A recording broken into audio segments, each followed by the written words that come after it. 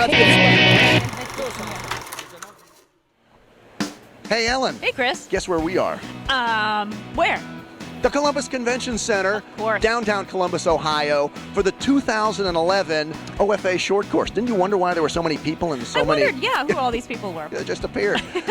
We are at the 2011 Short Course, where Ellen and I are going to be roaming the trade show floor for the next 3 days, looking for all of the cool new plant varieties, products, people such as the folks from Willow Way Nursery who just went by, news and cool ideas, whatever we can find at the trade show, we're going to be looking for it. Ellen, you're going to be doing some cool retail stuff as well, right? That's right. I'm taking part in the merchandising contest. I am the MC for the event over the next 3 days, so that'll be join fun. us.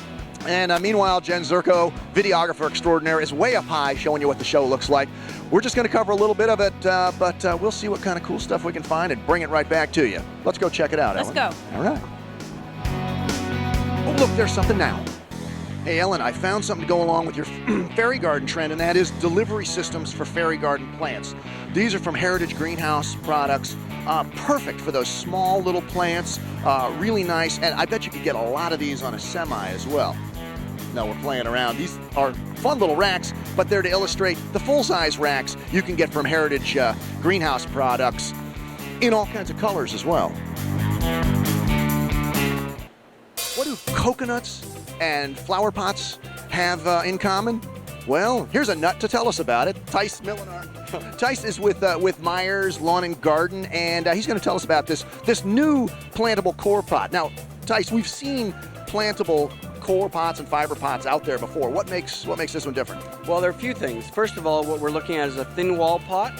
So what that allows you to do is have the roots go right through the pot. So You can actually see light coming through that thing, can't you? Exactly, and that's where the roots will pop right through. So you're looking at some fantastic root development like this. And then, of course, the pot is completely plantable in the soil. And as the actual coconut core material breaks down, it starts feeding that plant, almost like a natural fertilizer charge. Because it says something about USDA bio-base. Exactly. So there's a new program that really is designed to eliminate the greenwashing. Some of that, is going on in the industry. So the USDA has introduced a certified program, which involves a whole lot of testing. And they've identified this as a material that's 100% bio-based, which means it's 100% natural. And you can work with it in a number of different ways. So you've got Now, I don't want to pick that pot up at retail, though. That doesn't look so good. Is that going to be an issue? Not at all. It ends up in a shuttle tray, and as you can see, we've got some really nice designs in terms of shrink wrapping options and pre-labeling options that you see on the other side. So you can actually design it in a way that delivers exactly the messaging that you want as a grower, and then plant it out right into the garden at the consumer level. Very cool. And what are these called? These are Fiber Grow plantable pots. Very nice. Yeah. From Myers Lawn and Garden. Very nice. Thanks a lot. You're most welcome. And I apologize for the nut comment. No, that's okay. That's okay. You're probably right. Well, Daredevil Jen Zerko started out this whole thing on the top of the biggest Elapot machine I've ever seen. And now we're down at the base of it looking at a really cool machine that can go along with it. And that is a machine to actually drop your Elapots into these little plastic bags. This is called the Plant It Friendly program with Elapots and Sure pot bags. Sure, you'll see their logo here, is a giant Danish packaging company, and they've developed these bags and this packaging system. If you look over here at this box, my gosh, there's got to be tens of thousands of bags ready to go in here. Certainly saves a lot of space. The bags get pulled up into the machine where a thermal printer will actually print anything you want, barcodes, care instructions, plant names, etc. Comes into this device that opens up the top of the bag, and then it sends it down into this area where workers can then drop the finished Elapot right down into the bag. And this device could be like up to 8 meters long, so you could have dozens of workers dropping plants in. And if you wanted to spend a bunch of money, you could even automate it, roboticize it. But in the end, what you've got is a beautifully packaged plant in an Elapot and in this Sure pot.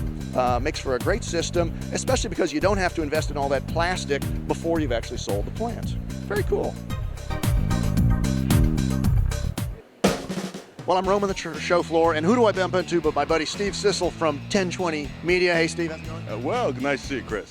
Things well at 1020 Media? They are well, yeah. We're building the Garden Quest game. Going to launch it in August, and we're on schedule. Garden Quest. Now, this is like this online video game. It's sort of like Farmville, isn't it? Is that a fair comparison? That's a fair comparison. Farmville doesn't have anything to do with our industry, so we are taking it on our own to make Garden Quest and include the plants, products, and services of our industry. But now, you've been putting a lot of work into this thing. Why do it?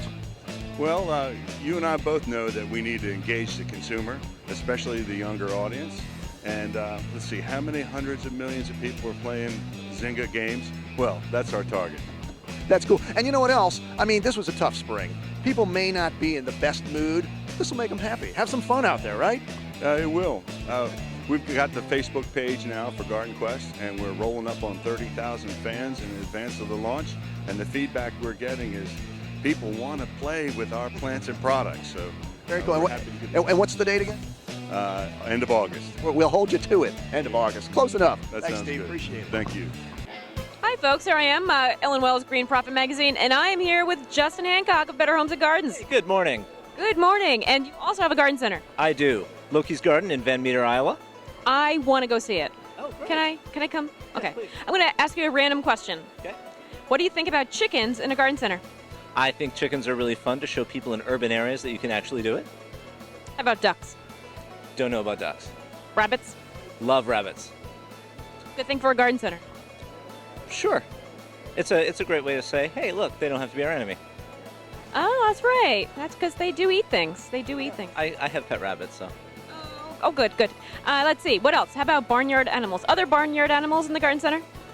Goats could be really useful if you have space. And you could make cheese. True, very true. And other random stuff. Exactly. Well, thank you very much for talking to me, and have a great show. Thank you. Hey, look who I found. My buddy Mike Gooder from Plant Pedlar Inn where? Cresco, Iowa, my friend.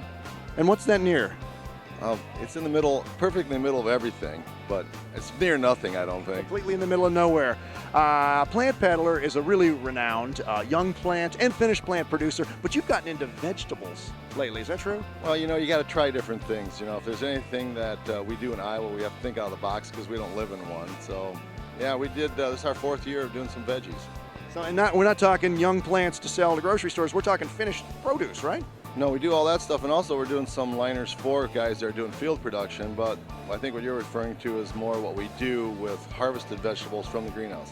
So yeah, we focused in, really this year we focused primarily on 2 crops because of our philosophy is that it's to fill in for all the other things we do, so ornamentals first, because ornamentals drive more money, but for covering overhead and adding some bottom line, we pick up the vegetable lines in our off-season underutilized areas. So leafy greens and greens mixes is one of our primary items. And then the Mediterranean cucumber, which is that small gherkin size. Interesting. And would you ever consider growing medical marijuana in your greenhouse? I love your new cover. That's all I'll comment on. And who's this? It's my son John. It's his first time at Ohio, so 31st year for me, first year for John. So can you possibly get out of being in the plant business? I'd be out of the will if I was out of the plant business. And that's the typical family business here in the horticulture industry.